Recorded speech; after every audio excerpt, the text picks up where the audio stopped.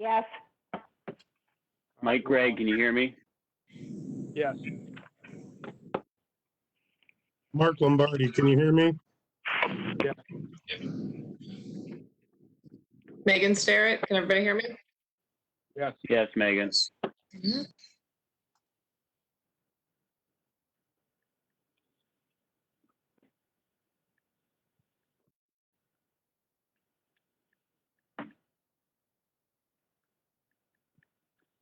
Is Jill Creamer on?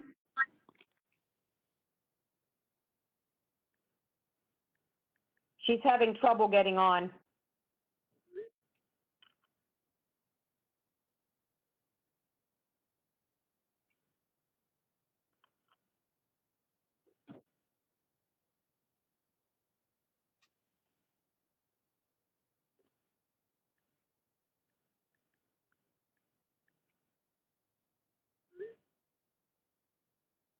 All right, we all starting to get in?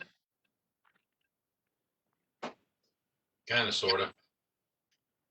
Yes, this is Linda Littman. I'm in.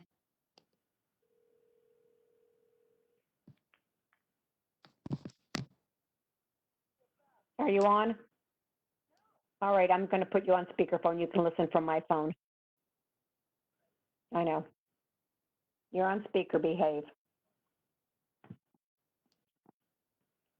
Jill Creamer is listening through my phone.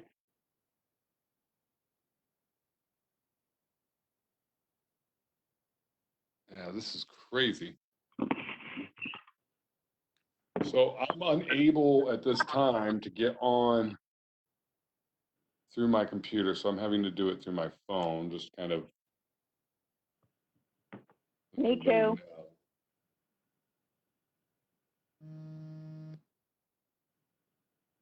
I can see you, Ed. Yeah, Ed, we can see and hear you.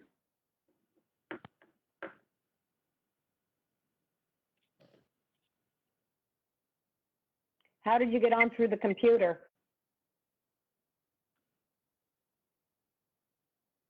I just followed the link that said join conference on the invitation and typed in my information and it took me here. Sheer tenacity for me. Can everyone hear me as well? Just a sound? Yes, Linda. Oh, yeah. Yes. Okay, thank you. Ed, you disappeared. Oh, there you are. Yeah, I'm going to disappear here in a second. I'm going to try something real quick. I know we got a couple other people are still trying to get in, so we're just going to give them a few minutes.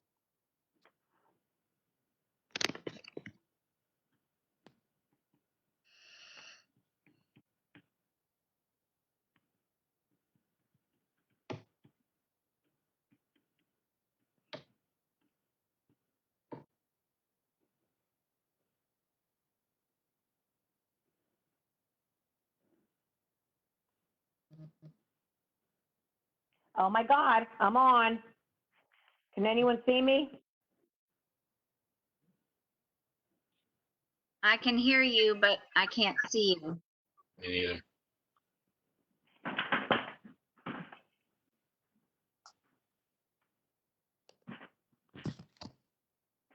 Can you see me now? Yes, Oh, yes, Claudette, I can see you.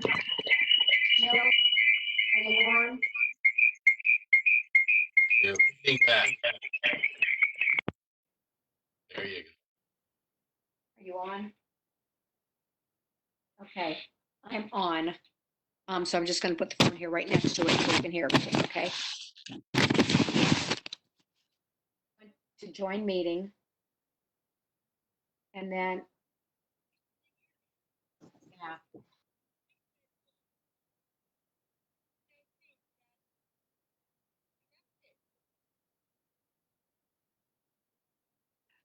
Did anyone else have your name not show up when you hit join conference? Jill's showed up as owner. just have her backspace through that and put in Jill Creamer and then put in her email address on the next line and then have her join and then hit the next button. Did you hear that, Jill? All right. I don't see my name on mine. Always. I'm going to keep you on the line now, honey.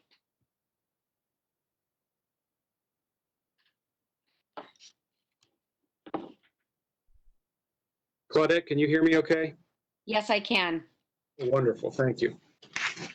I don't know who I was talking to, but yes, I can. That was Ted Hernkane. I see you now, Ted.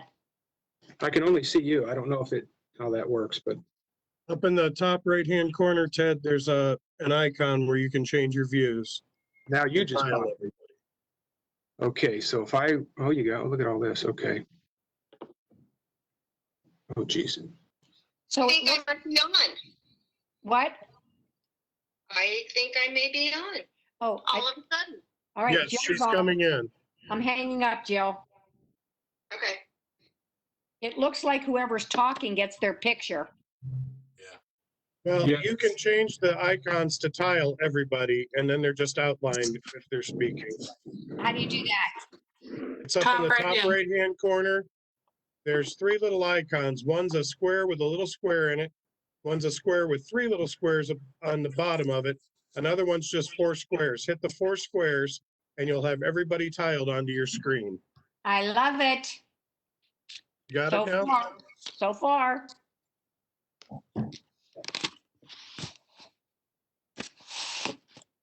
Now I can see Jill. Hi, Jill. You're muted, Jill. Can you hear me now? Yes, we can. Thank you. Who are we missing? I'll also mention there's more than one page.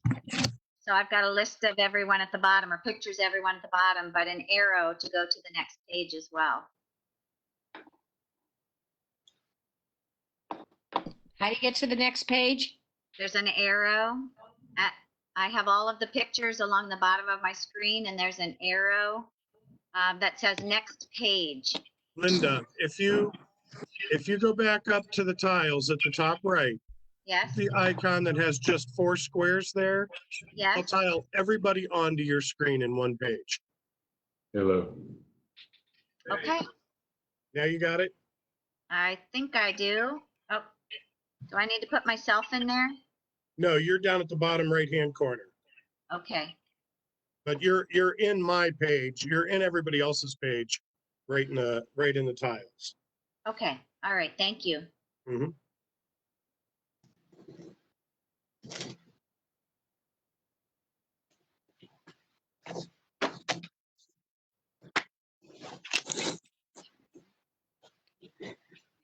Ed's on by his computer now. Okay.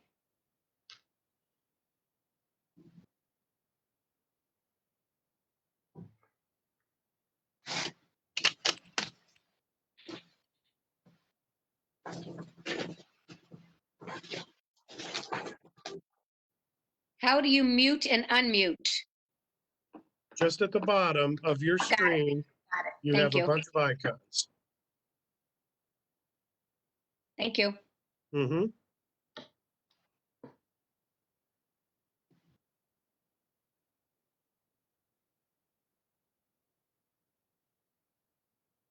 Is Ed having a meeting by himself?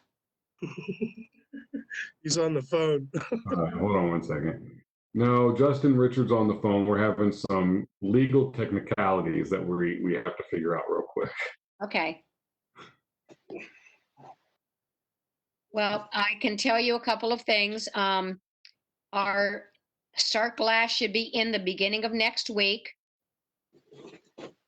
And I think Terry Argent said the beginning of July we can get in. So there'll be 9 council, me, Diane, and in the audience, 6 people can sit. So that would have to be administration because they can't sit behind us.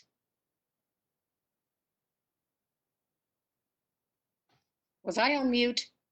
No, you No. weren't. We heard you. I have a question about that, Claudette. How do we make it a public meeting? Are we going to live stream it somehow? I don't know. I think I thought JD Rest was going to, but I'm not 100% certain. And are we just gonna have people call in if they want to communicate with us? Like, we gotta figure that out somehow. They're gonna have too, to, I guess, yeah. right? Yeah, they're going to have to. Okay. Also, this is Barb Sylvester. I'm sure Terry probably told you that's making the assumption that the July 1 date is going to be changed by the Dr. Acton's order. Right now, it's through July 1 for no more than 10 people. Ted Hernkane told me that several cities or municipalities are meeting. Is that right, They Ted? are. That is, and you can Well, have, maybe they don't have more than 10 people on their council. That is possible. But we would have more than 10 people, and it is clear in the order. And Terry has called the governor's office as well. How is the State House of Representatives and the State Senate doing it then? Because there's more than 10 in those groups. I don't have an answer to that. I just have the answer of what we were told and what's in the order. Claudette, this is Linda. Yes. We may want to consider if there are public persons that want to come in and speak with us, that maybe they are outside of our door, 6 feet apart, and they come into chambers one at a time. Is that an option? I would be okay with that, Barb. What are your feelings on that? I'm not sure what you mean by that, 6 feet apart. How would they stay 6 feet apart? Because Terry came in today and measured it out. That's where the president has the numbers from of people. I'm not sure exactly what you mean by that. They would have to still be able to be 6 feet apart if they're staying in there in the meeting. Oh, in the hallway. Yeah, I guess I was thinking just like the grocery store where you see a big X that says you may stand here, and then 6 foot further from you, someone else can stand outside the door. That's the only thing I was suggesting. The order doesn't read that you can have more than 10 people if you're 6 feet apart. The order reads no mass gatherings, private or public, of more than 10 people. Well, this would be after July 1st when the assumption is being made that. Oh, okay, yeah, after July 1st, yeah, that's the assumption right now. There's possibly something you could work out that way. And I mean, I guess it would all be in how the order is rewritten, you know? I got in through my phone, but I still don't have a microphone. Okay. I'm sorry, I gotta take over for a second of what's going on. Diane, I just heard you. Are you on your phone? Is that what you're saying?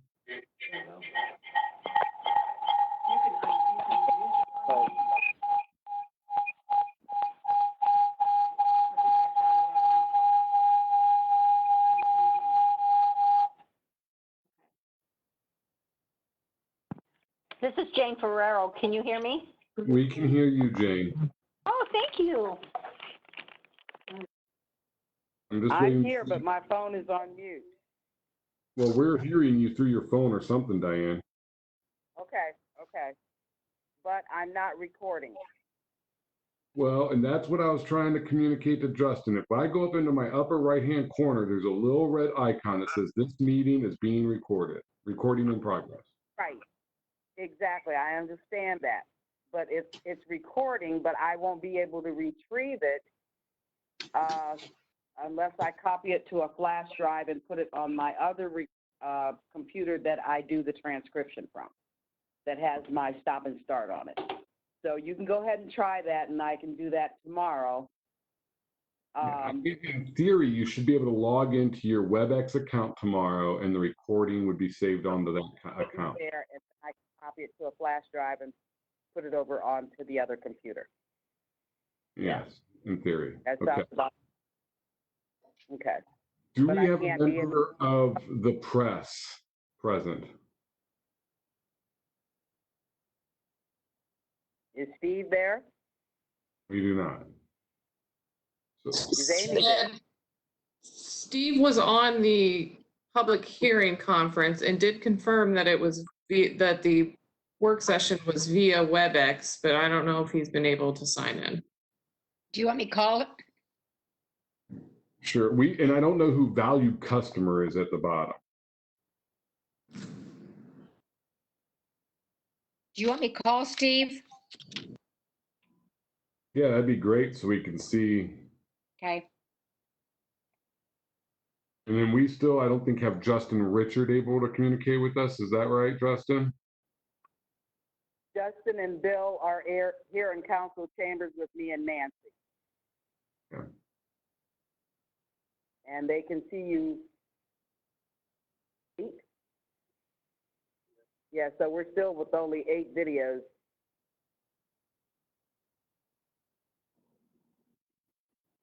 Hey, Ed, Who this is else is Dave Mail. on that has? I don't have a camera. I was able.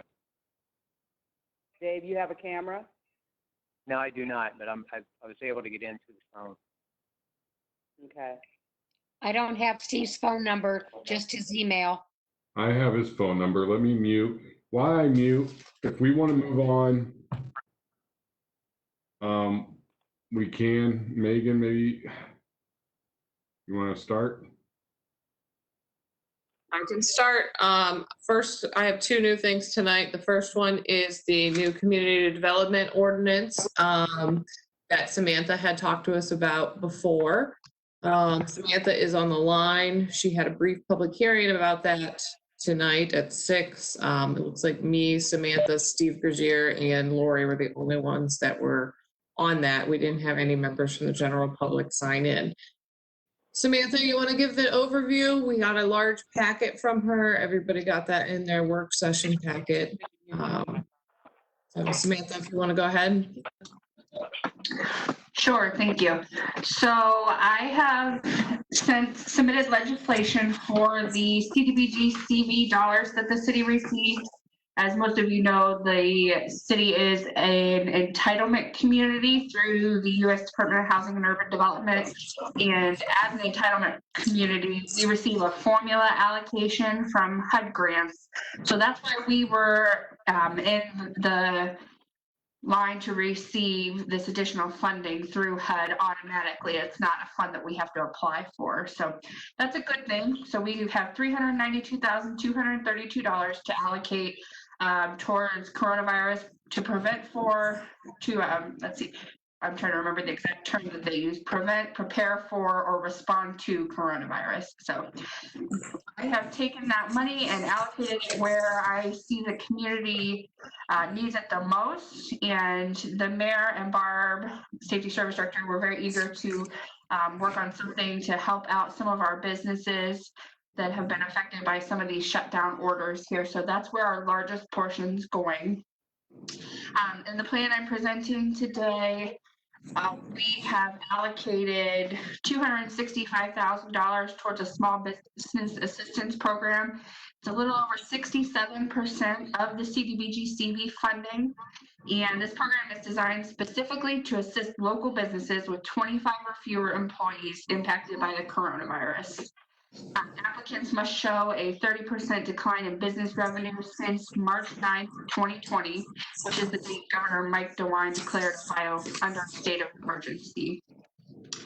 The program will provide for up to $5,000 in the form of a 3-year 0% interest loan. The funds can be used for payroll, rent, or other day-to-day operating expenses. And if the business retains 1 low to moderate income employee for a minimum of 3 months, or if the business owner themselves are a low to moderate income household, then the loan will be completely forgiven.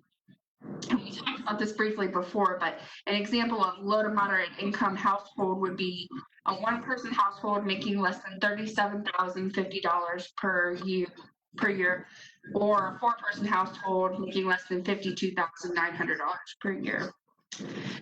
For those businesses that do not qualify for the forgiveness portion, the payments will not begin until the 13th month after funds are dispersed.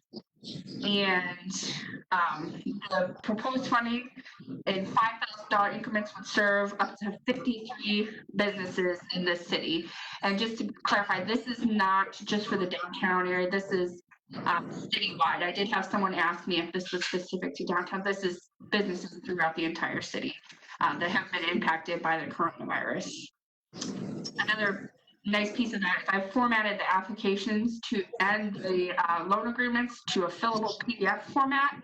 So that should help streamline submission in the event that we do get a large number of applicants, so that we can get those applications turned over as quickly as possible. Additionally, I'd like to allocate $80,000, or a little over 20% of the funding towards the Housing Rehabilitation Assistance Program. The additional allocation for this program would be specific to households that have been impacted by the coronavirus with a substantial loss of income or a loss of employment after that March 9th date.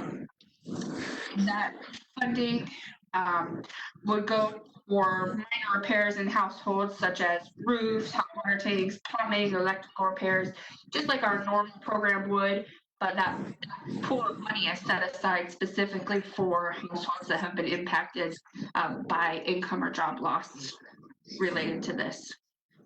I'm also proposing we allocate $37,232 towards the 13 organizations that we funded in the regular 2020 program year budget. They will get a percentage equal to the amount that they received under the funding plan you guys approved several weeks ago. So that money will be specific, though, to coronavirus response. Again, they would have to use that money to respond to the coronavirus.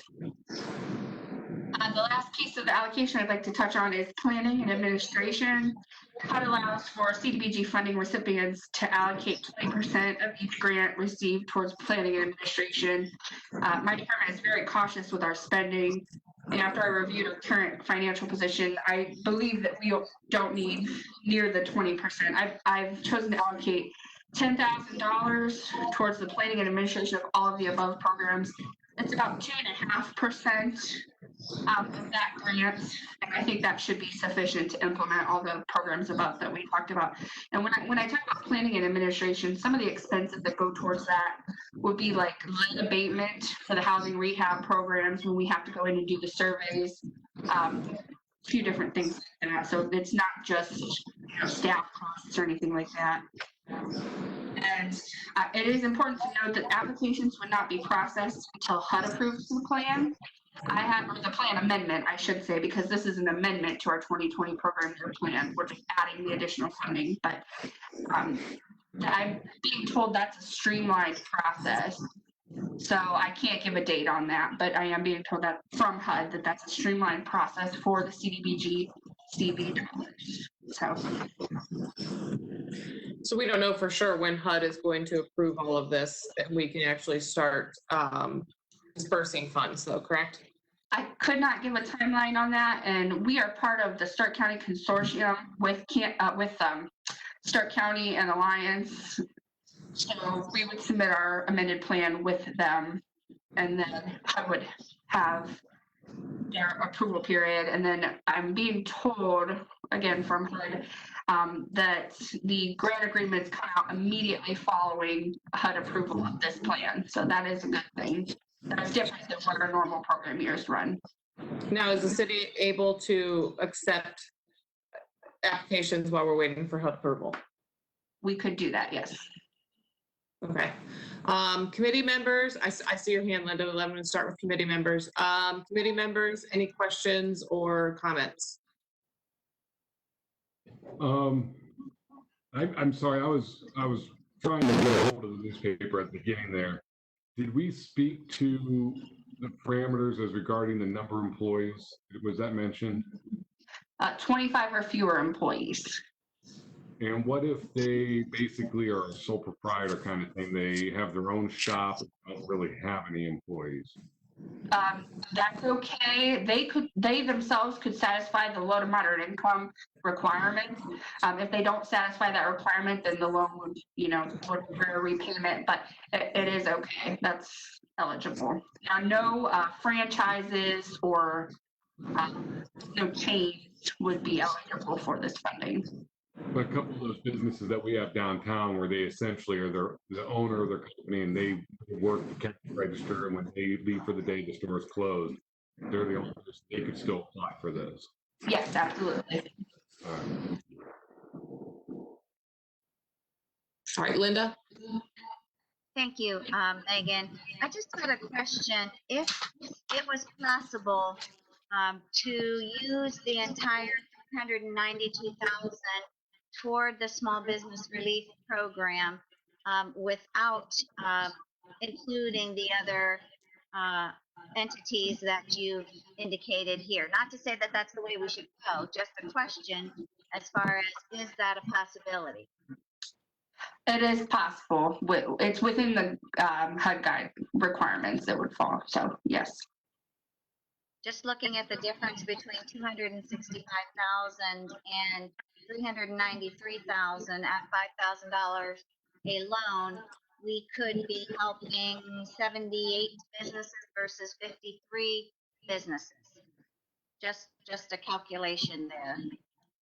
Do you think it's, and this is I guess to Samantha, do you think it is more appropriate to allocate it as you have here versus entirely to the small business relief program? What is your opinion? My opinion is that our businesses do need, a great amount of assistance, but also we have homeowners in the city that are going to be greatly impacted by this. So that's why I went the route of putting a little bit of money set aside specifically for those people that have been impacted by coronavirus, so we can assist some of those residents that may not otherwise be able to afford some of those home repairs. So, both programs are very deserving, and the businesses and the residents, of course, are very deserving. So I did try and spread that out with, of course, the majority of the money allocated towards the businesses, but also leaving something for the homeowners in the city that have had a substantial loss of income since the coronavirus started. Thank you. Anyone else? Comments? Questions? Are we thinking of next week passing this so we can move forward, or putting it up to vote, I should say? I would hope so. As Samantha said, we can start accepting applications right away once we pass it. We just have to wait for HUD to give us the go-ahead to then disperse funding, but they can begin processing applications immediately, it sounds like, once it's passed.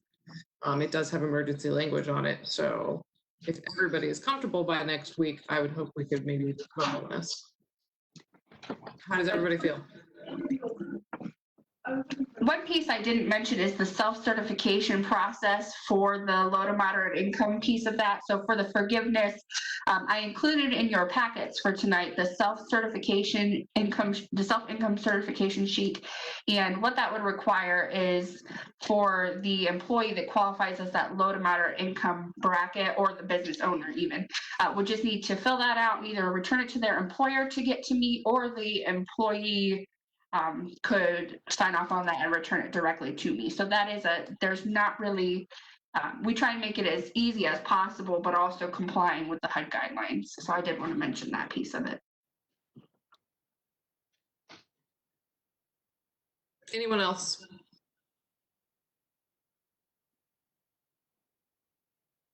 Okay. Seeing no more questions or concerns on that, Diane, I will be giving my verbal approval to put this on the agenda for next week with emergency language. As will Ed Lewis. And then I'll go ahead and interrupt you for a second, Megan. I did make contact with the newspaper. He is listening in. He is following one of our recorded versions. We've currently got 2 of our videographers that normally attend our meetings. Both of them are videoing this right now, and I believe both channels may even be airing it through social media. So one of them has reached out to me and said that if we have complications with the recording, they are recording the meeting and would be happy to assist Diane if there are complications she runs into tomorrow. So I think we've got all our bases covered. Okay. All right. I have an additional piece of legislation through Community Development Ordinance number 60/2020 that was assigned to Community Development through last week's meeting. This was originally submitted via no committee. So I know procedurally this is a bit strange if anybody has read the rules of Rule 28. Mr. Lewis, being a community development member, was looking into how this procedurally goes due to the Rule 28 under council rules. Mr. Lewis, do you want to address that? Yeah, I was just looking over this and I found some confusion in there as to what next steps are. From the way I read Rule 28, it doesn't seem to me, this committee doesn't simply just say, cool, that it's approved and have us go to second reading on Monday. The way I'm reading this, it sounds almost to me that on Monday, this body would have to vote as to whether or not it will continue on to second reading, and then we would have to wait another cycle for second reading to come up. That is my reading of it and understanding. And that is because in 28.2, it says a non-committee sponsored ordinance or resolution may only be placed on the agenda for second reading, third reading, or passage by leave of a majority vote of the elected member of council, and then only after the second regularly scheduled meeting of council from the time of first reading. So if we assume next week is the second meeting after the initial reading, that is when we would have to vote as a majority member of our body to allow it to go on to second reading. And when you further look at this, I see Rule 28 as really being an avenue for when, if you are trying to bring legislation to council and you take it to the committee and the committee refuses to hear it, then you can use Rule 28 to still be able to get it in front of the council body. And then this vote of the majority is the majority of council basically telling the committee, overriding the committee. So that's why I would see that vote needs to take place on Monday, essentially telling the Community Development Committee and then the Finance Committee that you have to address these issues. That's how I see it. I don't know another way around it. I mean, reading it, it does sound like that as well. It seems like it's an ordinance that we haven't really a rule that we haven't really come across too often. Linda, I see you have your hand up. Yes, my question would be to the law director. Could we have his legal opinion of the situation?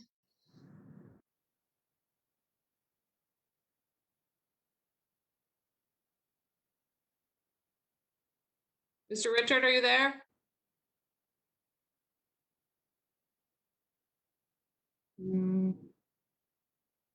Diane, is Justin Richard there with you still?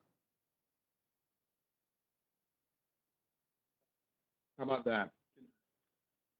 Okay, we can hear you now. So Bill and I both tried to get on, and I'm not sure if other people have or not, but particularly under 12B3 on whether or not the meeting is accessible to the public and whether or not it says any person can determine the manner in which the meeting is. I like to think that Bill and I are any people, and we could not get on. So the question is, are we even complying with the public meeting right now? I kind of texted that, but I think, and then also Lori Boron is also texting now. So first I would question that, but as for the reading, I agree with you guys. I would say that, and I'll defer to Bill, but he and I have talked a lot about it. It's not necessarily an archaic rule, but it's not used as much as others. So, yeah, so, We've lost you, Justin. You're kind of breaking out and going in and out.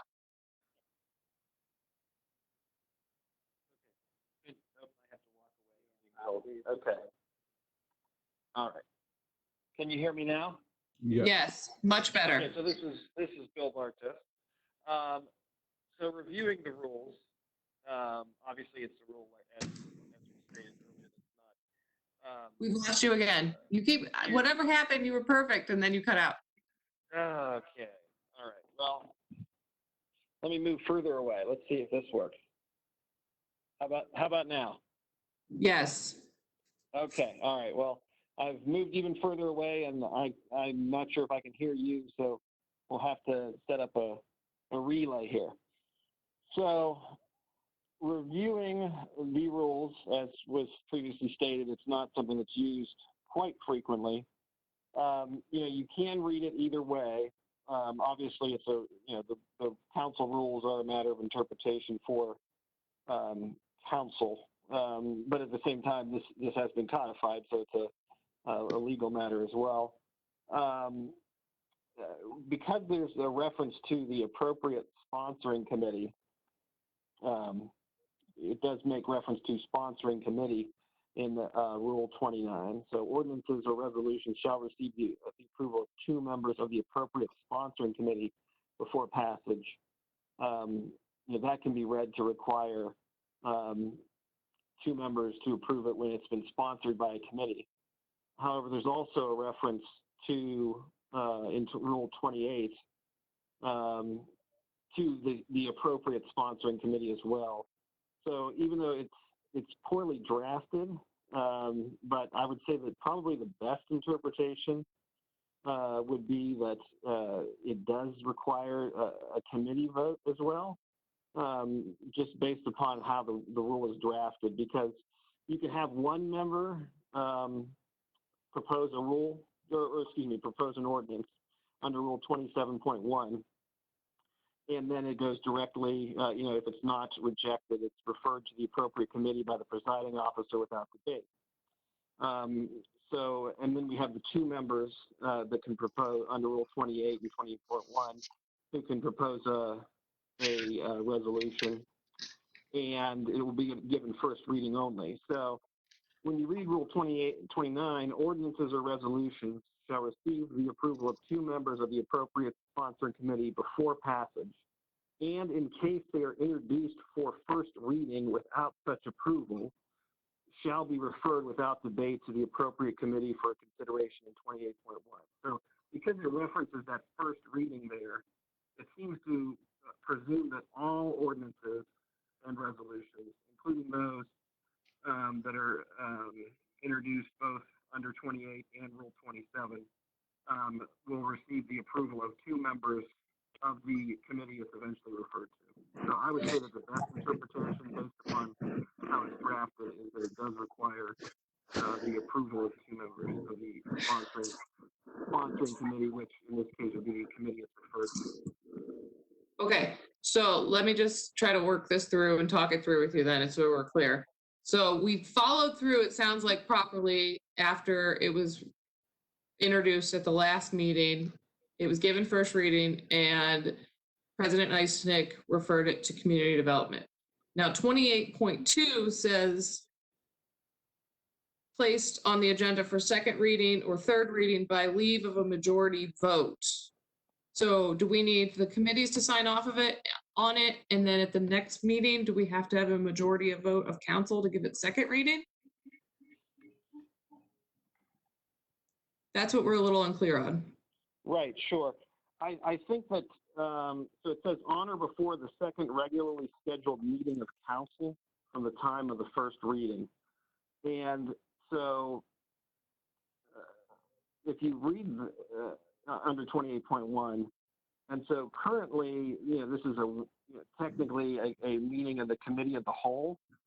It is a regular meeting in the sense that it's regularly scheduled at the end of the year. But I would look at that, and obviously I'm open to discussion because I'm new and this is these are new rules to me. But I look at this as the next discussion. The committee would actually bring this out under reports of committees on the next regular, actual, voting meeting. Okay. Because if you look at the agenda for meetings where votes are held, there is actually a spot called reports of committees. Okay. So I believe that is actually where the committee would report on this. And then after that, there could be a, then there could be action by, the committee to, approve it and move it forward, and then eventually a vote to move it onto the agenda for second and then third reading, and then pass it. Okay.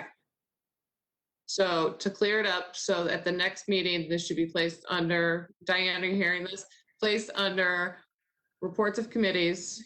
And at that point, does the committee just vote whether it moves forward for second reading, or the entire council votes? I'm assuming it's the entire council would have to vote whether it would go towards second reading. But you said something about the committee. That's why I wanted to make it clear. Because we can't vote at a work session. Correct. And it says, And again, Megan, majority vote. Yeah, one of my thoughts on this is kind of like the whole spirit of the law thing. Why does this avenue exist? The only reason that makes any sense for this avenue to exist is if you couldn't get it through the committee. Because realistically, this legislation could have just been a legislation request 2 weeks ago to the Community Development Committee, and then that committee could have considered it and put it on the agenda for first reading last week. But that didn't occur. Why would you ever skip that first step? Typically, you'd skip that first step if you did not have the support of the committee to get it on the agenda. So this is your way to get it forced in front of council because you believe you have a majority of council members in favor of it regardless of the committee. You need that committee, you need that council vote to overrule essentially the committee. So basically, at the next meeting, we will vote whether or not to put it up for second reading, is my understanding. Is everybody on the same page, Mr. Bartos? Does that sound correct? yeah, that is a reasonable interpretation of the rules, and so I don't have a problem with that. I think Member Lewis makes all good points, and so yes, then it would be a majority vote to put it on the agenda for second reading after committee discussion, or excuse me, it would be committee reporting on the same with or without amendment. Okay. Thank you. Does everybody understand that now? Any questions on the procedural end? Okay. So is this going under reports of committees or not? Yes. Yes. And it will be partnered with the one that's in finance. Because we'll have to do the same thing for the one in finance. Okay, so we won't address it until we come to reports of committees. Yes. And then we would have a council vote whether or not to take it to second reading for the next regular meeting, I believe. So we have to take action on that part of it at this next coming up regular meeting. Thank you. Okay. Just now back to the ordinance at hand. I'd like to have some discussion about that, obviously. I have some concerns. I've talked with administration about some concerns. My first concern is this states that council will be reviewing the applications and determining grant amounts. My concern, which may have to be directed towards the law department, is that even within council's ability to do? Anybody have a comment on that from the law department?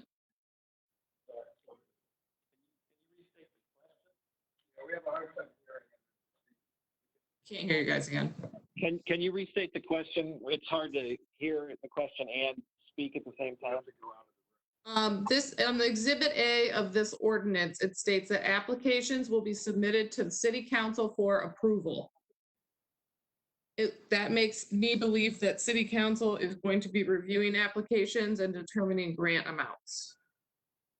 Because it doesn't sound like administration has been told how this would go down. Okay. And so the question is that something that would properly fall in the purview of council? Yes.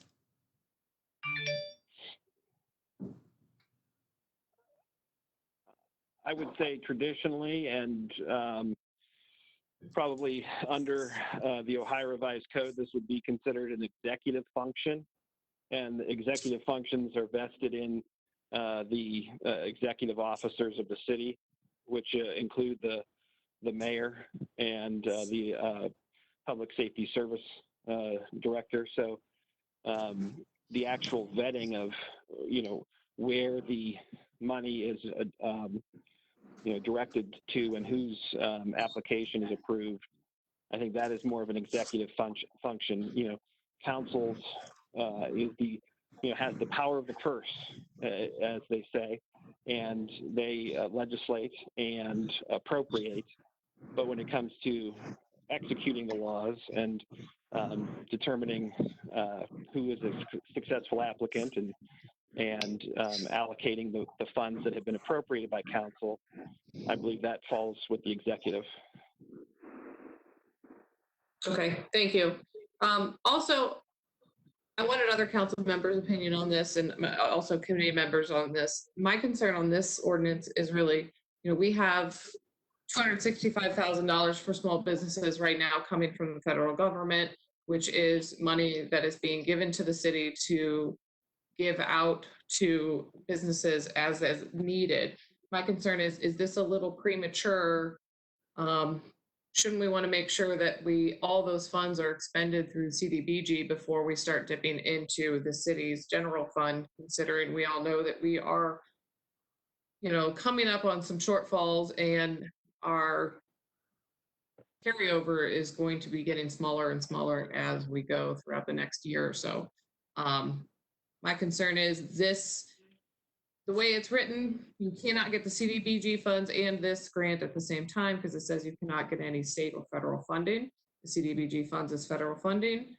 So I feel like maybe we should work through those and spend those funds before we allocate any funds for additional grant money.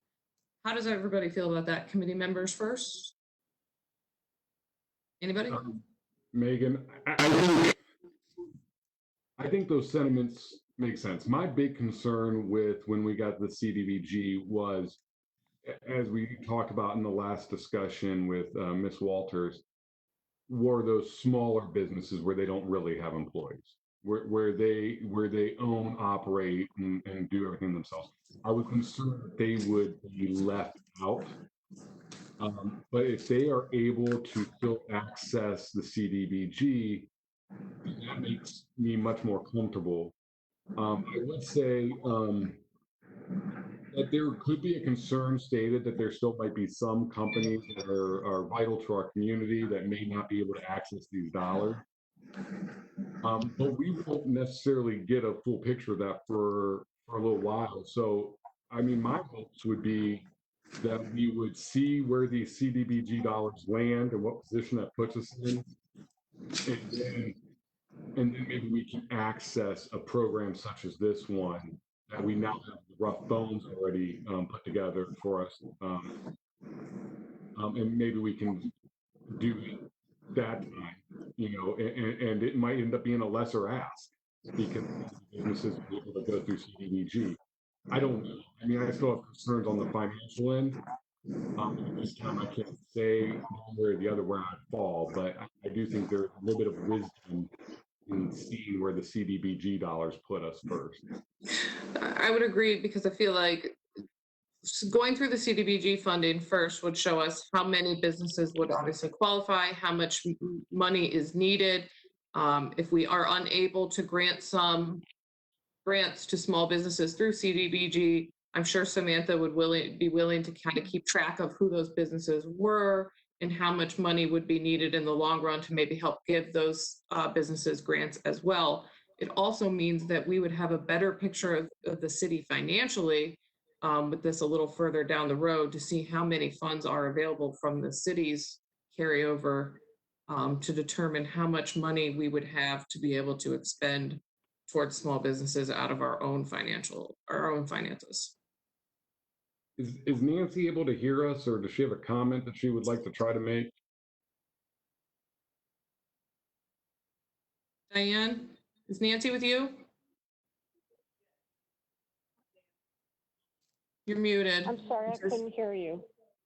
Nancy, we're just checking to see if you have any comments or questions on this before we kind of go to the rest of everybody. Yes, my only comment is, Megan, I agree with you. Okay. All right. I saw Linda. Thank you, Megan. I guess I would just reiterate that, we have allocated 265,000 of 392,000 that even, could be used toward the small business relief program under the newly received or entitled CDBG funds. So I would say if we were looking at the situation where we needed more than 265,000, or we thought we needed more than 265,000, then we should be using the additional 130,000 of the CDBG to go toward the small business program before looking at spending our own carryover dollars. And again, I will also agree with you, Megan. It is very worrisome to know exactly where we are going to shake out at the end of this year, and for that matter, even into 2021 when it comes to our general fund. So I guess I would say if we're looking at needing more, then we should first spend the additional 130,000 under CDBG before going to personal funds. Okay. Mr. Lombardi. I'll jump on the bandwagon and say I agree with Mrs. Littman, and that before we pull anything out of the city funds, that we should be exhausting any and all grants that we can get. And I agree also that before we just limit this to 265,000, we need to look at, if we need to spend the whole 392,000, then that's what we need to do.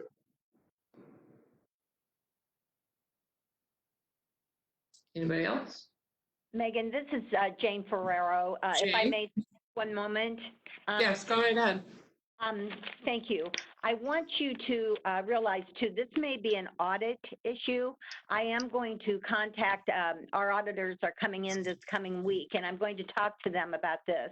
But I don't know if council has the authority to be able to approve this kind of funds.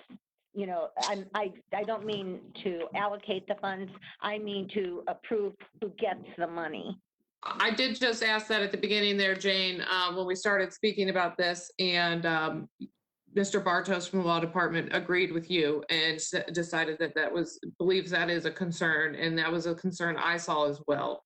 I do see Mr. Hernkane trying to get our attention here to address that, so I'll let him address that. Thank you, Okay, Mrs. Starrett. Thank you, Mrs. Starrett. Can you hear me okay? Yes, sir. On that matter, it says applications will be submitted to City Council for approval, just like on any grant. It doesn't say that we're the vetting entity. If you look at the application, the Economic Development Department, it's even got received by, date and time signatures. The intent is not for City Council to decide who gets them. The intent is for an application to be available.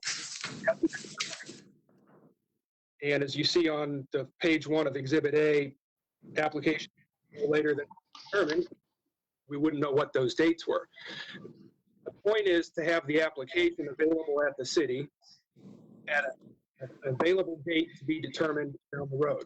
A business person goes, gets an application, they fill out their application, they drop it off back at the economic development. Just like the economic development director would and the administration would on any economic development grant, they're the vetting process. I'm not saying we are.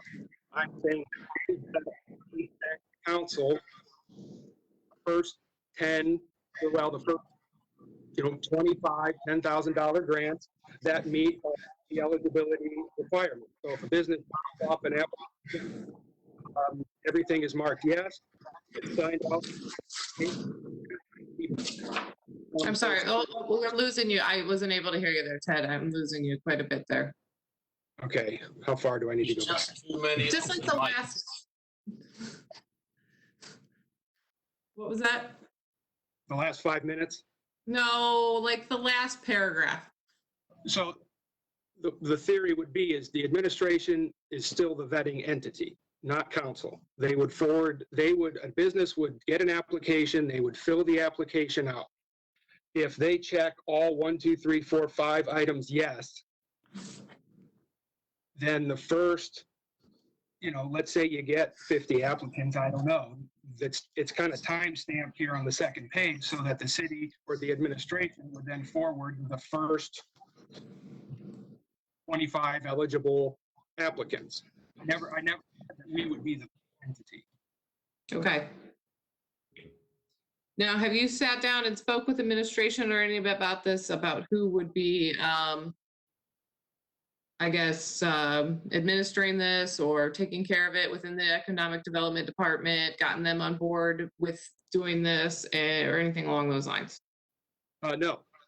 Okay. I figured those conversations would come up through this process. I did reach out to the administration when they announced this CDBG program to find out what that program's eligibility requirements would be. At the time of this, we didn't really have that. So once the mayor announced that, I tried to get eligibility requirements for that program and got no answers, so we went forward. Trying to tailor this, we don't see it as either or. We'd like to view this as a,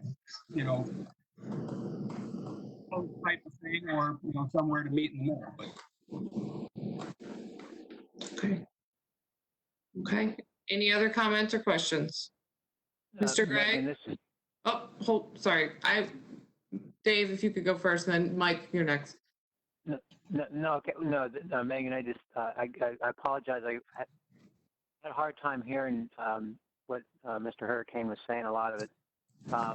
I think a lot of this is going to be driven through our community development program, obviously, since it's their program. But there are, we were talking about how much money and using city funds, et cetera. But, obviously there's been many federal stimulus programs, the Paycheck Protection Program and the CARE program, where I think a lot of our businesses have received funding through both of those programs.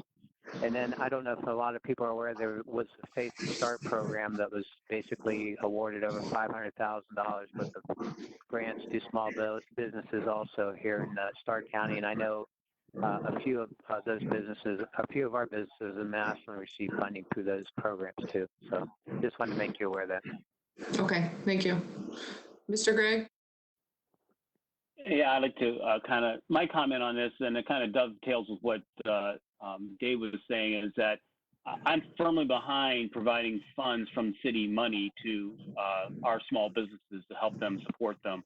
But I look at this program as a safety net as far as businesses that applied for other funds and could not, for whatever reason, receive those funds. We're not eligible for some particular reason, whatever.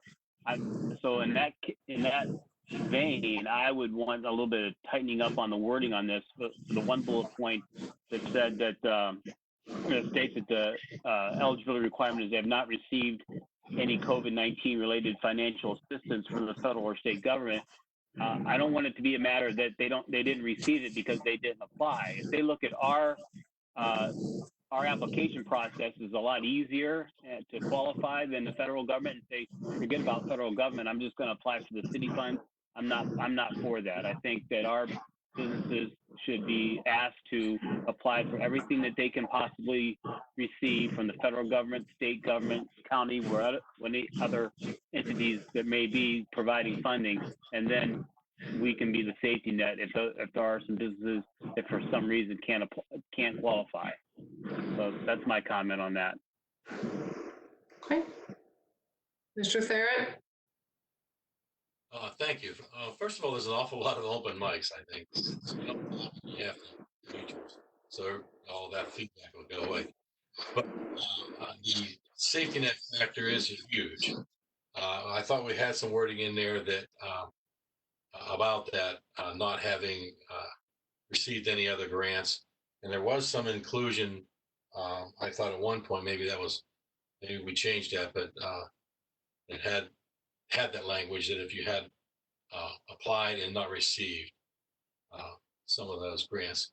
And it is, I think, again, maybe the best way to look at this right now is a safety net. We got a lot of people, a lot of companies, a lot of individuals in town that are hurting. So, and this isn't coming from the general fund, the carryover. Remember, this is coming from the hospital profits.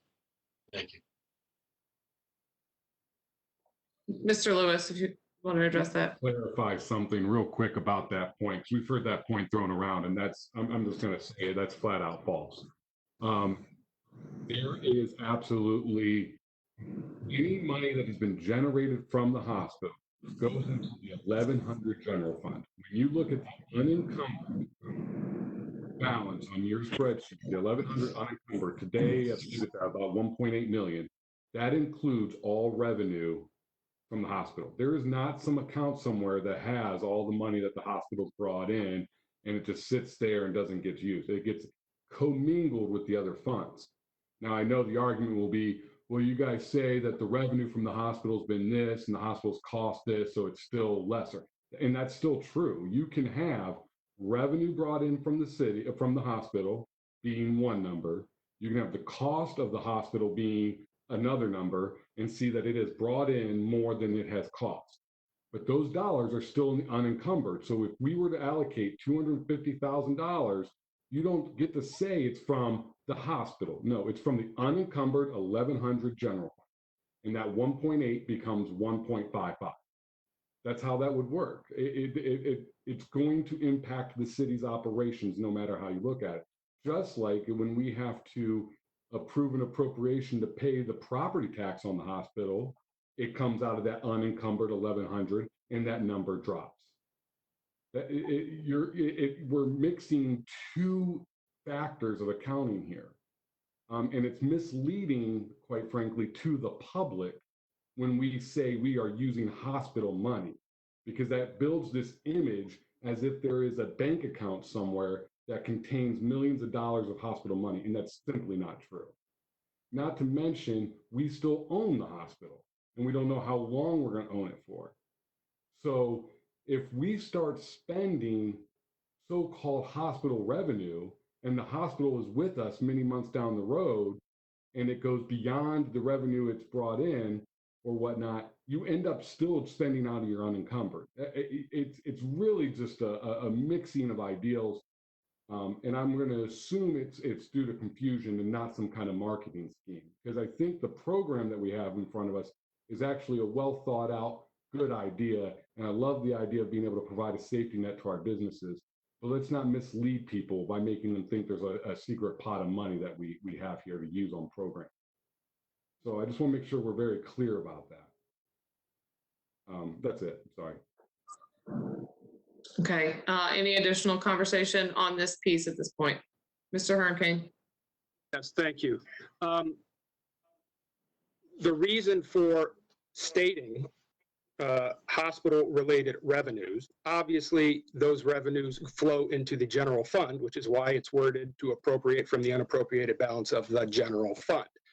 From an auditing standpoint and by law, you cannot use income tax related revenues to support programs for for-profit businesses.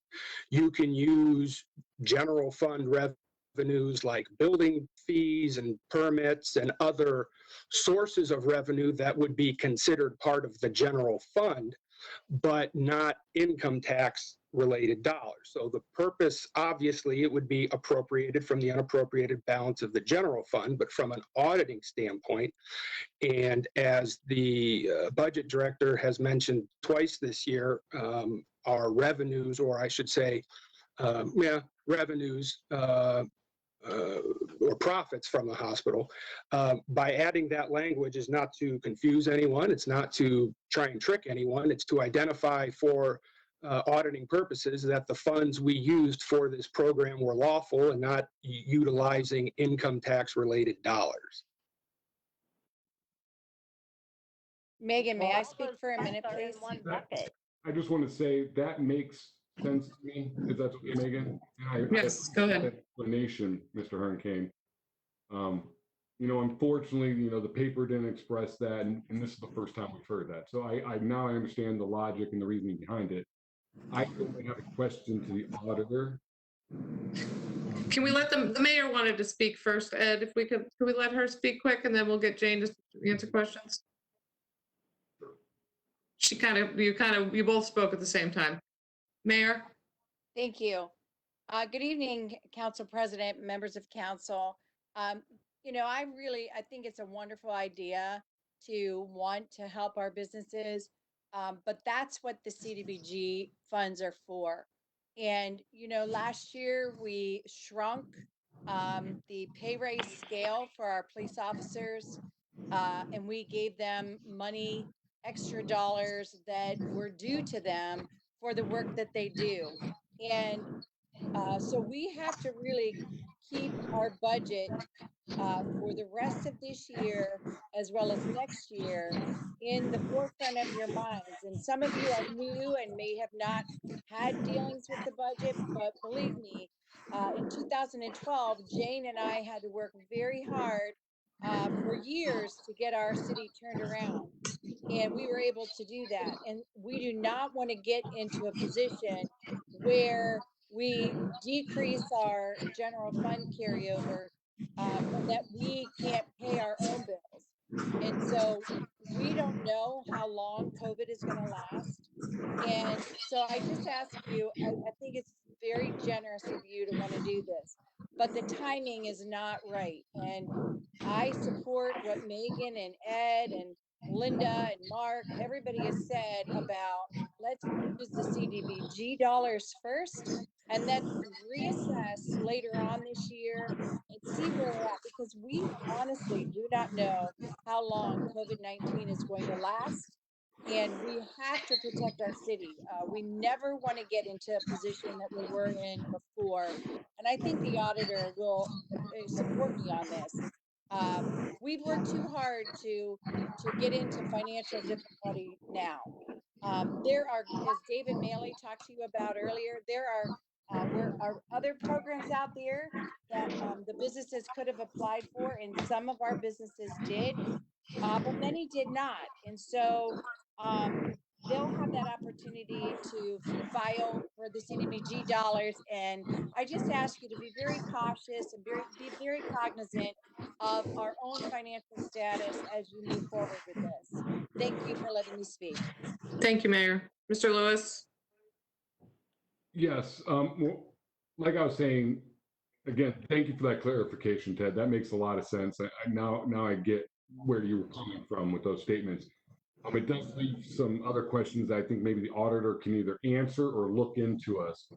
From an auditing perspective, and I'm sorry, I'm hijacking a little bit. This is probably stuff that we would have talked about during the finance on the ordinance.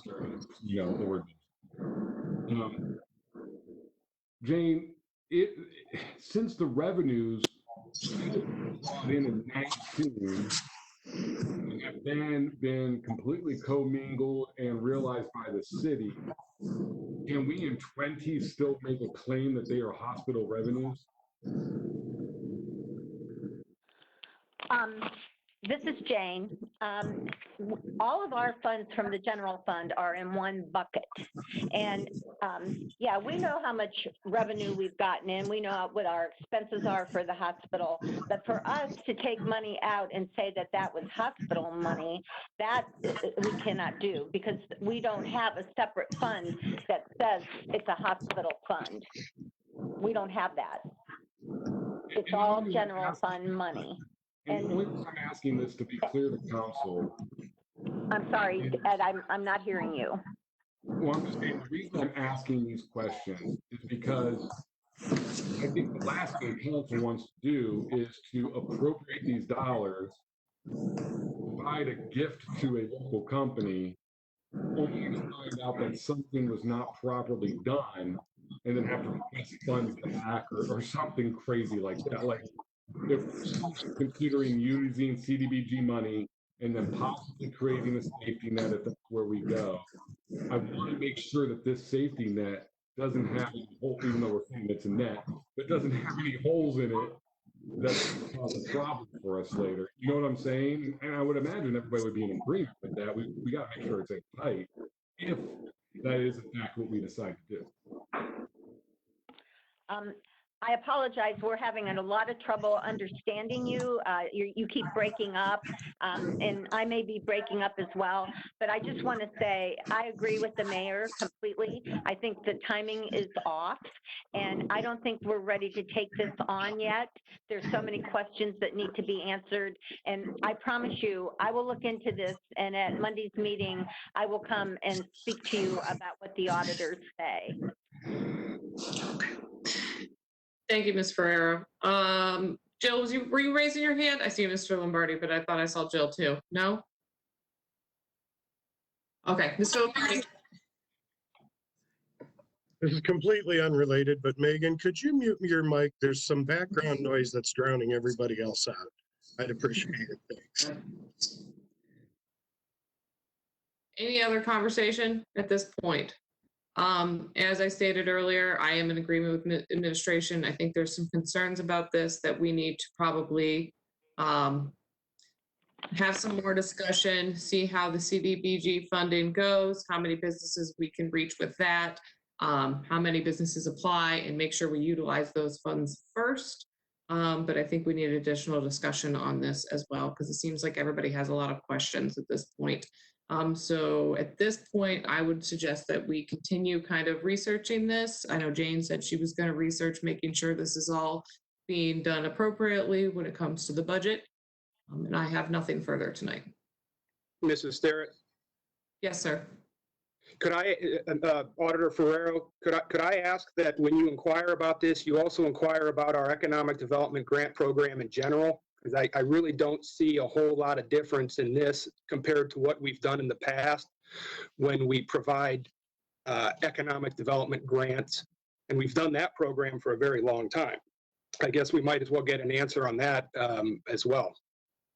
Yes, I'll check into that, and I'll check in with Mr. Maley too, because I think those grants are for new businesses that come in to our city. But I will check on that, and I will report it back to you on Monday. Thank you. And to add on that comment, the last one we did was to Tremont Coffee, and they had gotten one before, so I guess logically they wouldn't be a new business. Well, I think it was because they relocated and they were in a new business situation, and that was what I was told. But Mr. Hurricane and Dave Mealy, in essence, and I think most of our loans or our grants were for new businesses. We have done some for expansion and relocation, and that's what Tremont Coffee was for. But those are rather few and far between. Most of them are new business type grants. Most, okay. Yes. But not all. Well, yeah, you can't consider Tremont Coffee a new business because they were in town, but they relocated and did expand. And they were increasing. Sorry, go ahead. No, well, they were increasing not only in their investment, they had additional investment and additional employees at their new location. Okay, but I appreciate that. I guess my understanding over the years has always been that it's not just for a new business to relocate to the city, because we have given them to businesses that are already here. So whether it's both. I mean, I think we just have to admit that it's not just for new business in town. No, you're right. It's not. But like I said, for a majority of them, it is for new business. But you're exactly right. There are other issues. Thank you, David. Sure. All right, so that's community development. I will just say, as far as the finance piece is concerned, if council doesn't mind, because we're already on the topic, there is a piece that will come up in the finance committee. That will also be during that same reports. And I guess we're discussing the particulars with that here and when we get to the finance committee. Environmental, do we have anything? No. Health and welfare?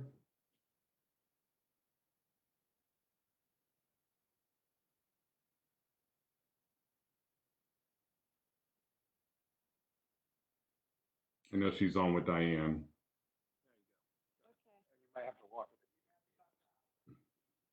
Okay, Mr. Lewis, do you hear me? We can. Okay. We have, we have a request for legislation here tonight from the director, that the Department of Health, Ohio Department of Health, is offering a grant to the city for contact tracing for COVID-19. 90% of the grant will be used for hiring a contact tracer by contract, and 10% will be used for incidentals and equipment for the tracing. The amount of the grant, $34,267. Are there any questions from the Health and Welfare Committee?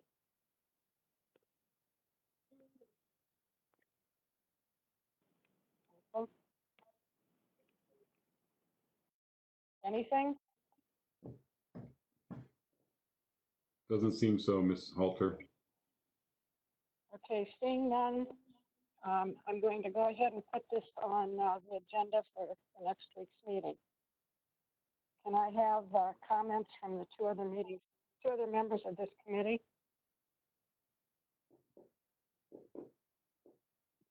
Mr. Lombardi? Yes, Mrs. Halter. What exactly, what exactly does this contract or contact tracing involve that we're going to be I'll that ask they're for funding? Terry Argents here.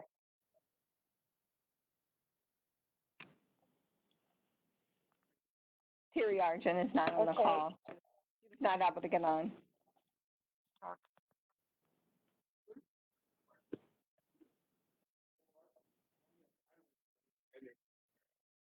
Mrs. Find out where the disease came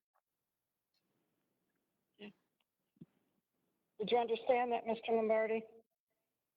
No, I didn't. This is Barb Sylvester. Terry was not able to get on the Tracing call. back the certain origins of the disease. Nancy, I could try to help a little bit with that if you'd like. So, I'm sorry, this is difficult. I have to be in the other room to talk to you, but then I have to walk into the other room to hear you. oh dear. Okay, Mayor, would you go ahead and help? I'll try to help. So if someone is infected with COVID, the tracing team, the team that she has and that she's going to be able to hire some part-time people, they're going to help trace who they've been in contact with. So it's tracing of all their contacts to see who, and maybe they can find out how they were infected, or maybe they can at least alert people that they have been exposed to the COVID-19. So, and Terry can can completely give you the definition of it, but that is the gist of the tracing of the contact. And I would Okay, just so like to add that's what our health department is doing at the present time, and they need additional help with that. And the governor has recognized that, and that's the assistance that they're given to people to actually go out and hire, because they have to do this with every single positive case that comes to them in the city of Massillon. So are they going to be going out and interviewing, like, let's say somebody comes in positive as a COVID-19. Now they've got to list all their contacts that they've had in the last how many days. And then are they going to be going out and contacting those people? And also, Yes, they do contact them. They don't go out. They contact them via phone and email as well. And now, then they have to report that to the state then on a regular basis. They work in conjunction with Stark County. okay, and then is there a mandatory quarantine for anybody in contact that the contact tracers find out about? Yes, they do. So let's say I was in contact with somebody that tested positive for COVID-19. I test negative, but I still have to be quarantined after the contact tracer gets my information.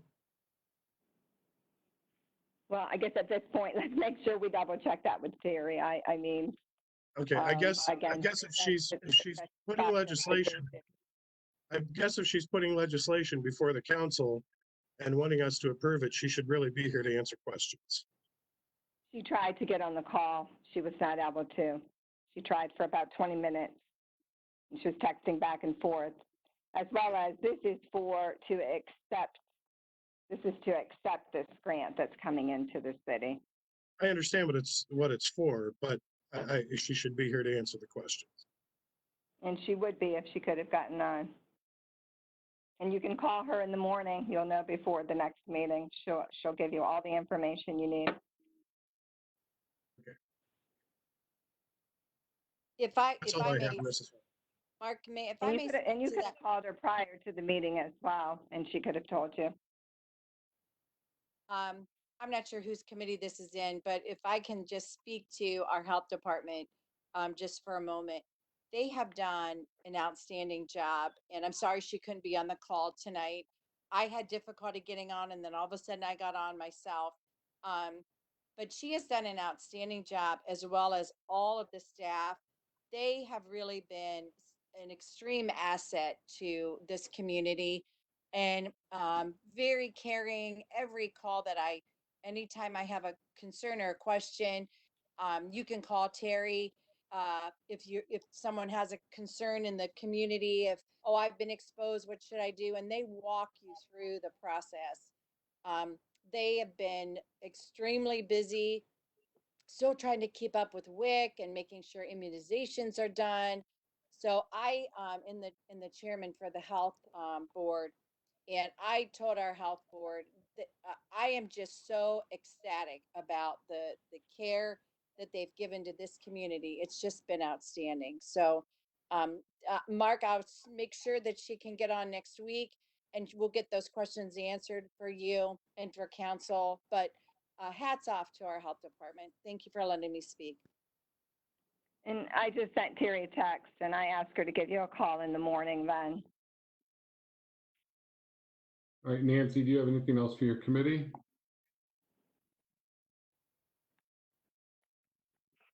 Can you hear me, Ed? Yes, we can. Well, are we going to put this forward to the agenda? So you are needing another person on your committee to give a verbal? Ed Hernkane and Mark Lombardi.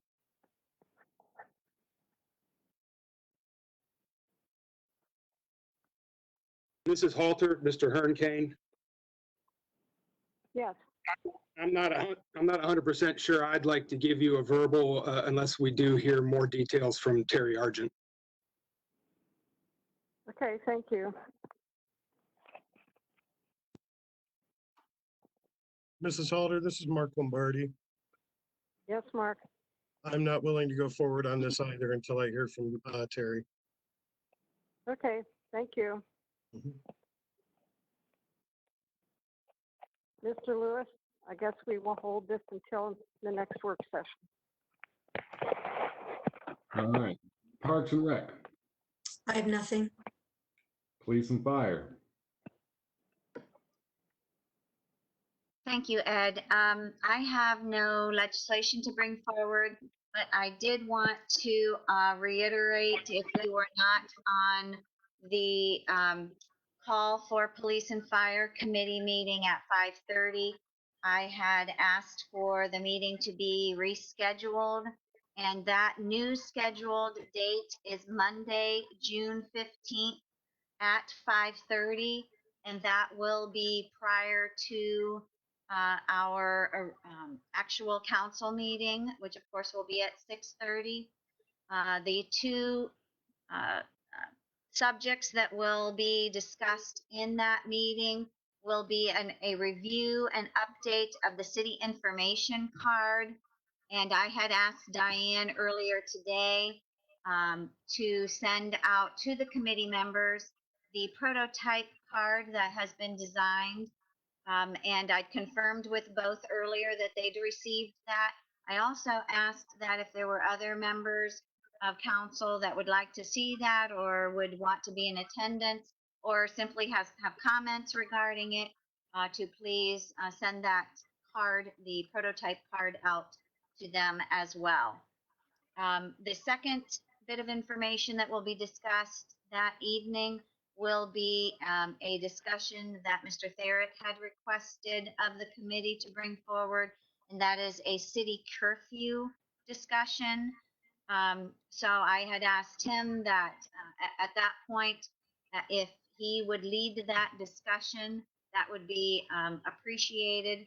I also want to tell Mr. Therrick that if you want others to be a part of that conversation that are outside of our committee or outside of council, if you can make contact with them and let them know that they are invited, and perhaps having even some preliminary conversation with them as far as what you may want as a discussion or need them to review for the discussion that evening regarding your curfew. Yes, That's all I have. Okay, thank you. And this is the mayor. Would you be able to share with us prior to the meeting who's going to be in attendance? As far as who's invited or who has Well, RSVP'd? you just said to Mr. Therrick about having other people be on that call, and we just would like to be prepared. It's never fun to be surprised with the concerns that maybe someone in the community has. Barb and I both would appreciate that if there are concerns that we know about them and that we can address them so that we're not caught off guard. I mean, we don't like surprises. So if it would be appropriate for Mr. Therrick to share his concerns with us, we would appreciate that, because we could probably have fixed it already had we known that there are people out there that have concerns. I can certainly forward a list, yes. Thank you. And Mayor, I will also tell you that those that will be invited for the discussion on the city information card, which would include the animal control, are all of those that were previously invited for those discussions. And there's really no other conversation other than review and how more so the card can be used. Again, going through the different types of venues that we may use, whether it be, how the officer is going to be approaching the use of the card through their vehicle, through their cruisers. If we could have them in your office, in the police office, just so that we can have that discussion on the way to get it out to the public. Okay, thank you. You're welcome. That's all I have, Ed. Thank you. Public utilities?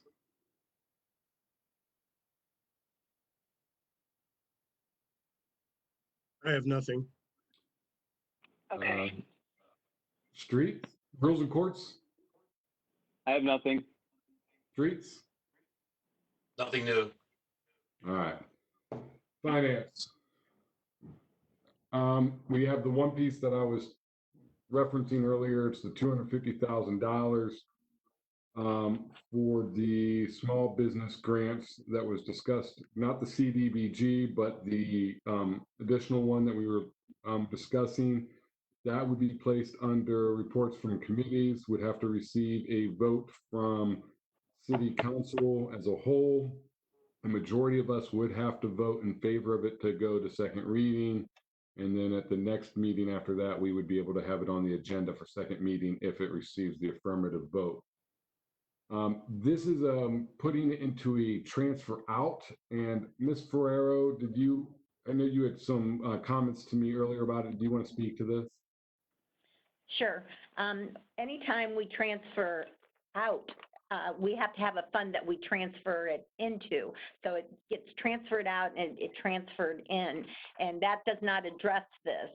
And also, I'm not sure, again, I'm going to be checking with the state auditors on this, but I think we have to have a special fund if we do this. And when we ever have to open up a special fund, we have to get approval from the state. That isn't something that we approve right here. We have to go to the state and ask to be able to have a special fund. So those would be two other steps that we would have to include. So you can go ahead and start to look into that for us then. I sure will. I will.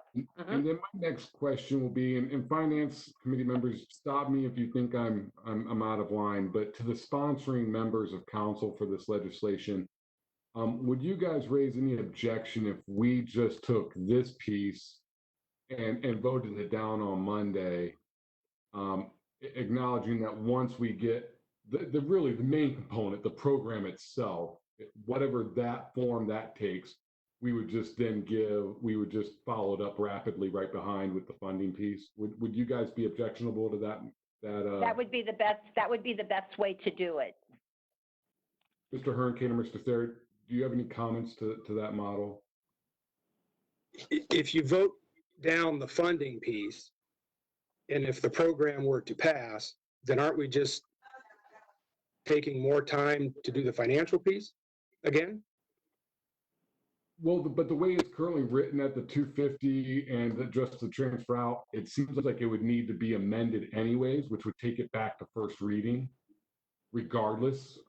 So instead of having to vote on it, to go to second reading, get the second reading, then end up amending it, going back to first reading, we just get rid of it on Monday, and then when we're ready here in a couple of weeks, we just get put back on it first reading through the regular process. In the initial request, we had it from the unappropriated balance to a specific service and contract fund in the economic development fund. And then I spoke with Debbie Bonk, and she said, well, there's a three-piece approach. You can't go straight from that to the individual service and contract account, which is the account that the economic development grants have always been paid from.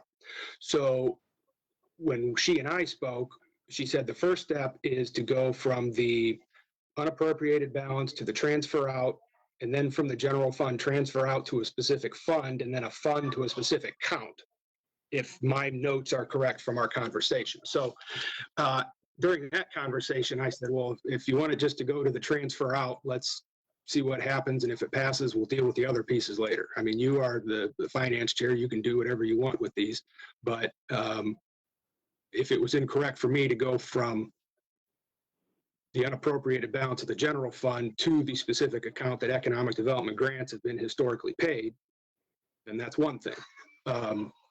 So that's why we changed the legislation request to go to the transfer out fund first. And I said, all right, let's just maybe keep it there for now. And then if it passes, we can maybe do something and get it to where it needs to be. So.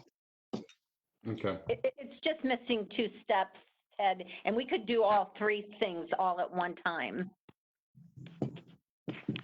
Mr. Gregg, do you have any comments? Yeah, I agree. I think that we should focus on the creation of the program first, and then, as you said, we can quickly follow that up with the funding piece. And I'd like to see this go through a more normal process, or as normal as it can be, because it's been somewhat convoluted up to this point now, but I'd like to normalize it as much as we can. So I'm in agreement with you, Mr. Lewis. I think that we could go ahead and get rid of this piece, focus on the creation of the program, and then come back with the funding at the appropriate time. Ms. Sterrett? I would agree. I think if Ms. Ferrero has concerns about how it's written currently, I think she needs to do her research and make sure everything is done properly, so we don't run into any issues. As you stated earlier, we want to make sure that if we do this, we do it correctly. All right, I guess why don't we wait and see what answers maybe Ms. Ferrero can have up for us by Monday, and maybe there's some answers there that allow it to retain its merit, and maybe we push forward, or maybe we don't. But I think in order to be open-minded and reasonable, maybe we just wait till that information gets to us and see what Monday is holding for us. The next piece I have here is please prepare an ordinance to establish a fund entitled Local Coronavirus Relief Fund. This fund is needed to deposit proceeds received from the CARES Act and does not require a separate approval from the auditor of state. Would this be you, Jane, or would this come from the mayor's office? No, it came from me.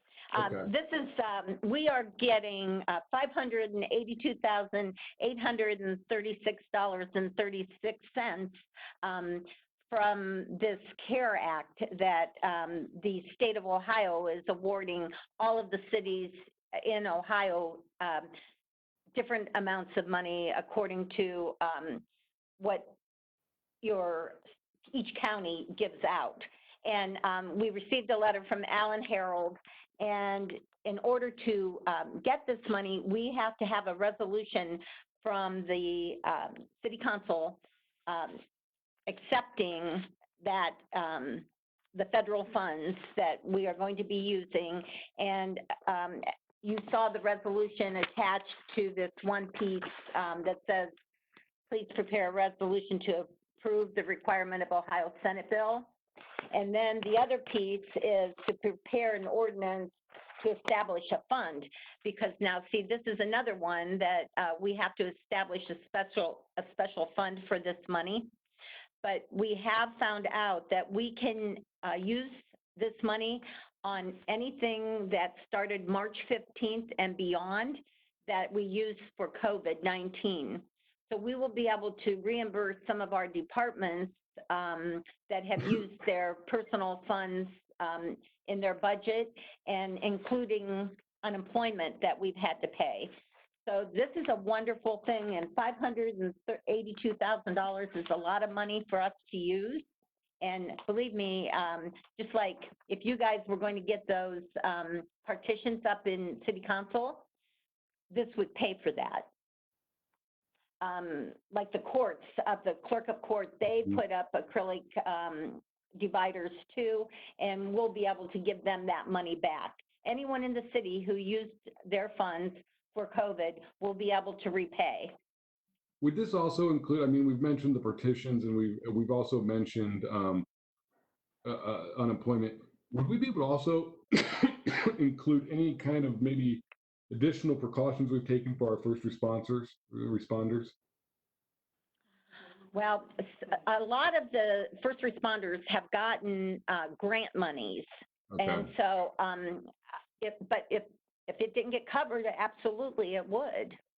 And masks, thermometers that we've used, that we've bought for all of these departments, all of those things we'll be able to reimburse. How about Parks and Rec? Excuse me. How about the Parks and Rec? Would they be able to also access these funds? Yes, they're all part of the city. All right, thank you. Any questions from committee? And then I see you, Jill. All right, Ms. Creamer. Do we know how much money we spent to date since March 15th on COVID expenses in the city?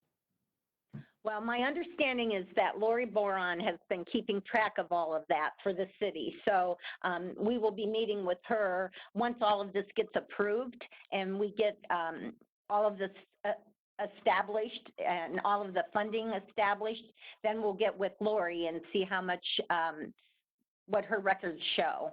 But she's the one who's been keeping track. And I'll make a request that we try to get that number for Monday. Okay. Ms. Littman?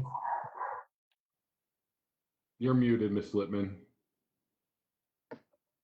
Thank you. I'm sorry. I would also ask if we have expended more than what we receive in. Is there a process to go through to apportion that out differently than paying all of the expenses from date order, from the most furthest away date to most recent?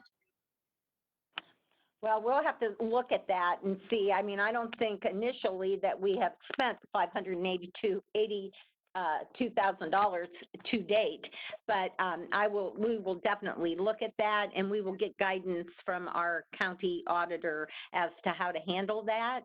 And we have been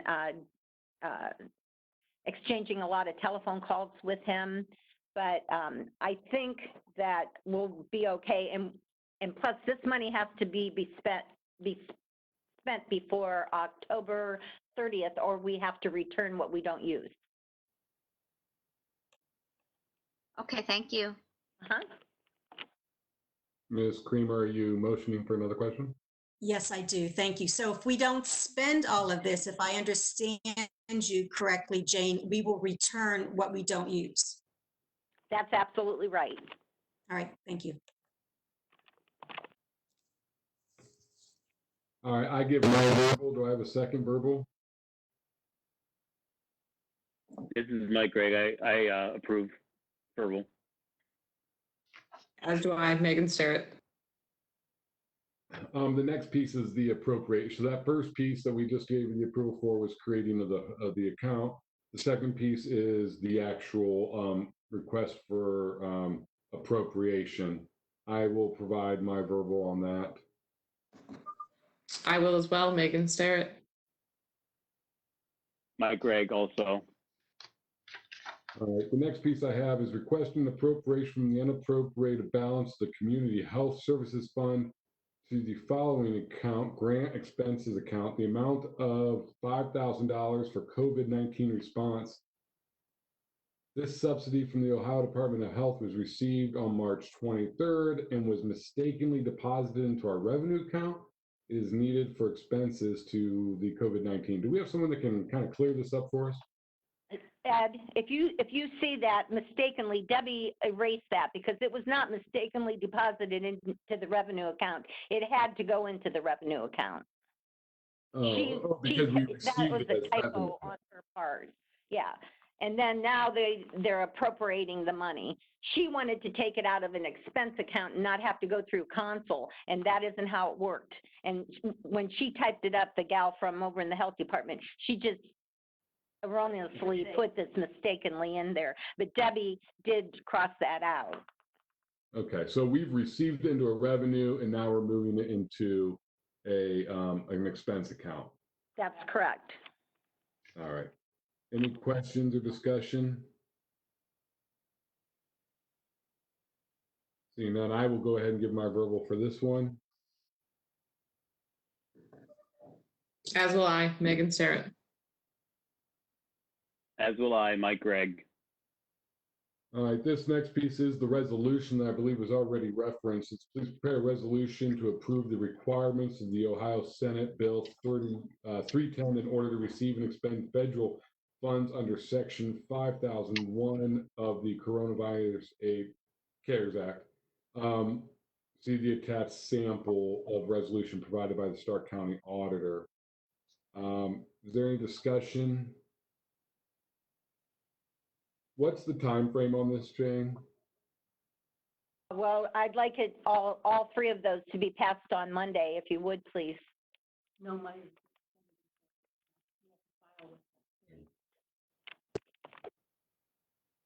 All right, well, then I encourage all of us to read this sample. I mean, it's only a page long, so if you haven't already, make sure you go through it and have questions on Monday for the auditor so that we can give it serious That would be consideration. fine. Mm-hmm.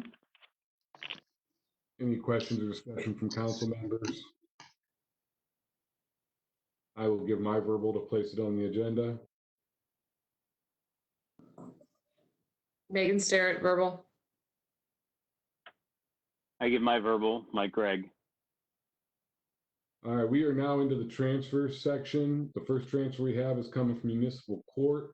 They want to reduce bailiff travel and schooling by $325.73 and place it into unemployment compensation. And this is to pay unemployment compensation for former employee. I provide my signature for that. As do I, Megan Starrett. And Mike Gregg as well.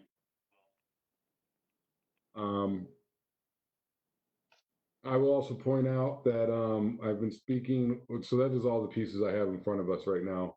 I've been speaking with the auditor, I've been speaking with Lori Boron, and I am anticipating here probably early July, once we have full second quarter reports in, that we will be able to get a comprehensive picture of where we are financially, how revenues have come in, and what we're projecting.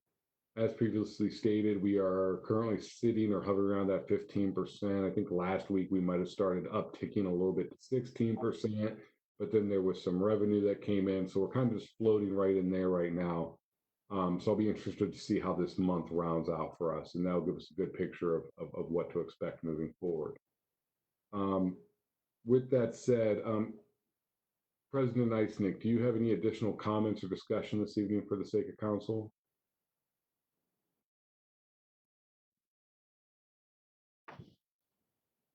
Hold on. We can still hear you at the moment. Hold on. I'm trying. There. Am I on now? Yes. Can you hear me? Yep. Okay. I will tell you, in case you don't know, that the planning commission is meeting Wednesday for the property on the corner of Hills and Dales in Wales at 4:30. It is a Uber conference. If anybody is interested in getting on that. Thank you. Are the details for that in that email you sent us? I do not believe they are. Are they? Madam President, of the state mail, you should have received notifications about the meeting. In the actual letter, it'll state the information, whether you want to do it via live or phone audio. So everybody did get that? Yes. And Mr. Maley, where is the actual meeting taking place? Or is nobody going to be in one location? The actual, in the engineering. And that's where Craig will put on his slideshow? So people in the church will be part of the PowerPoint, and then basically there'll be PowerPoint, and then Kristen will actually flip through the pages of the PowerPoint. So we will not be spot with everybody. That's not. Is that something I could come to? I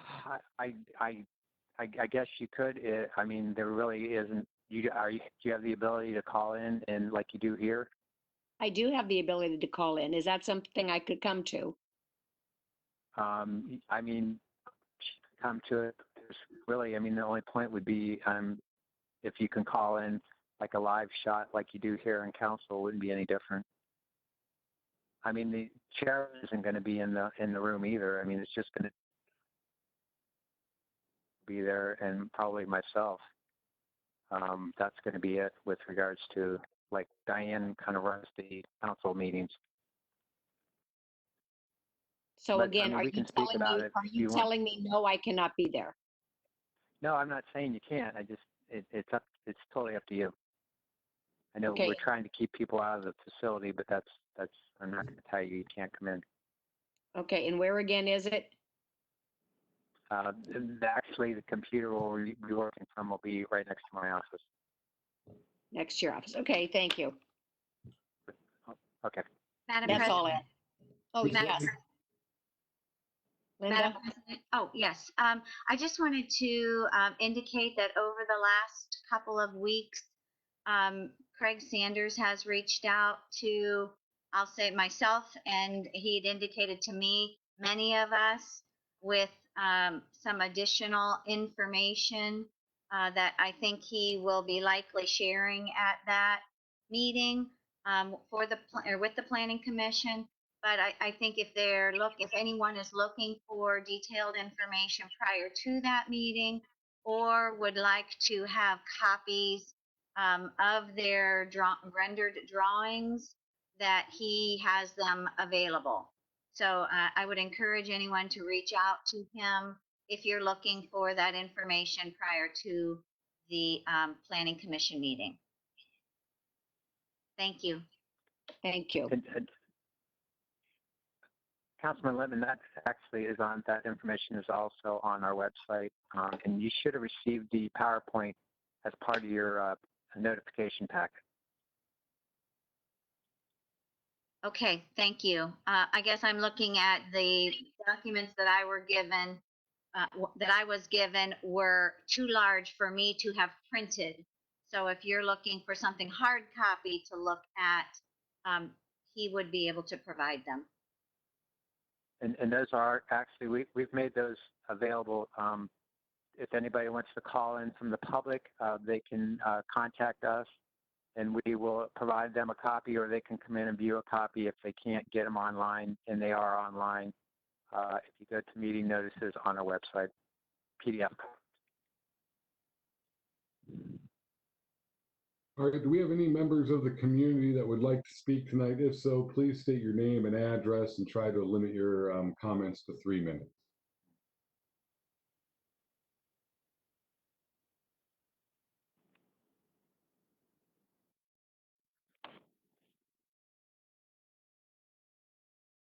Councilman Lewis, this is Barb Yes. Sylvester. Mm-hmm.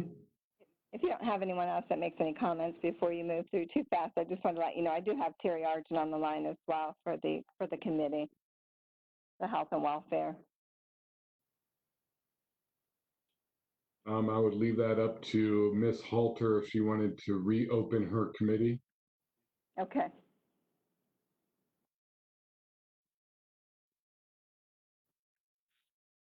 I'm sorry, I didn't hear what you said. If you would like to, you can reopen your committee. They have Terry Argent on the line that may be able to answer the questions of your committee members. What did he say? Oh. All right, I guess we'll go back to that. Do you want to ask questions, Mr. Lombardi?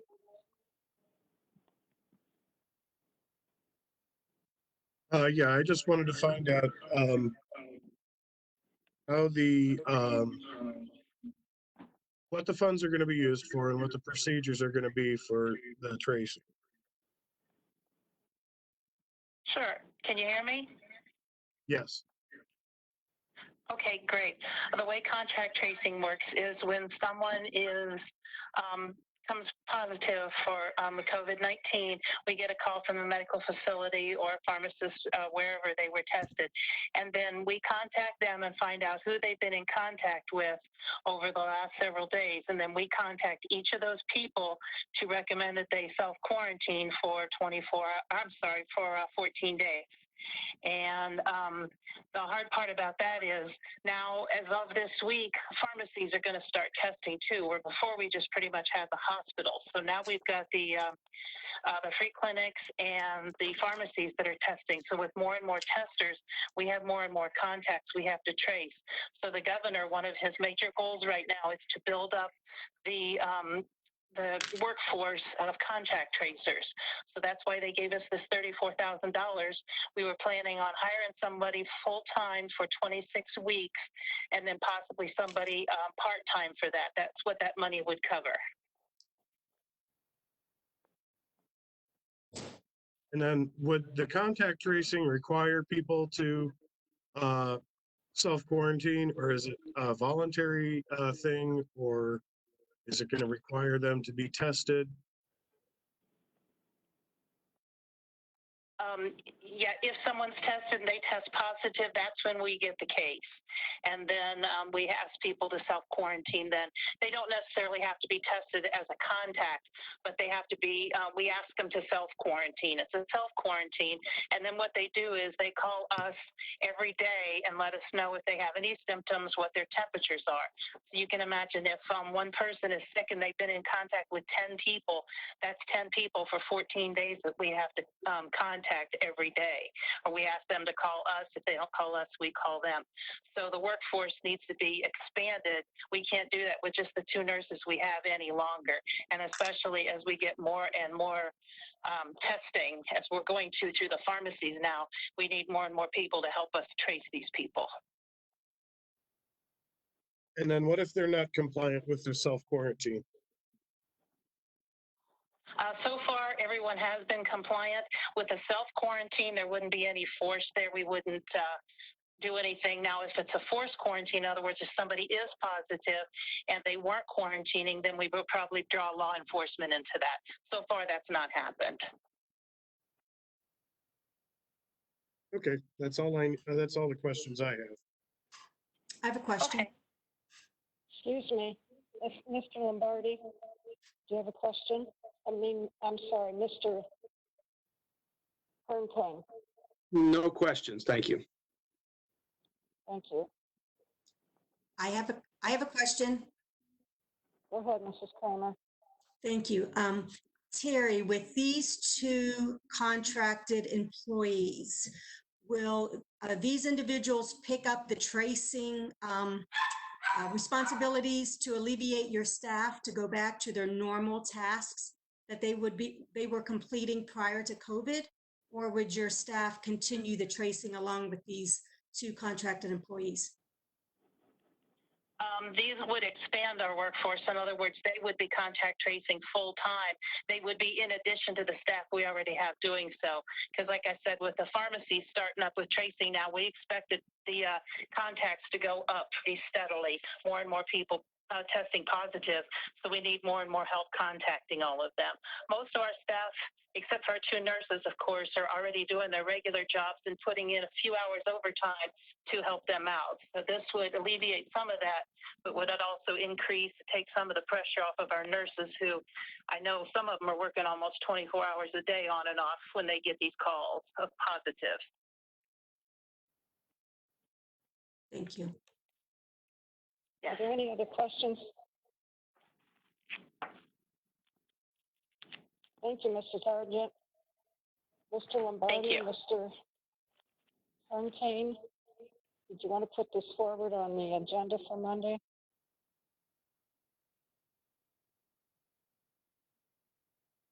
Mr. Lombardi?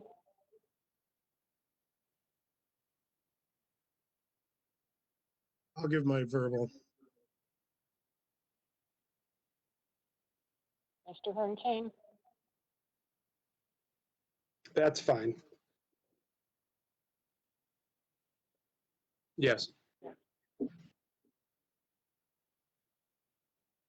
Thank you, that's all we have. All right, with that, we'll go ahead and say this meeting is closed and we will all meet again next Monday.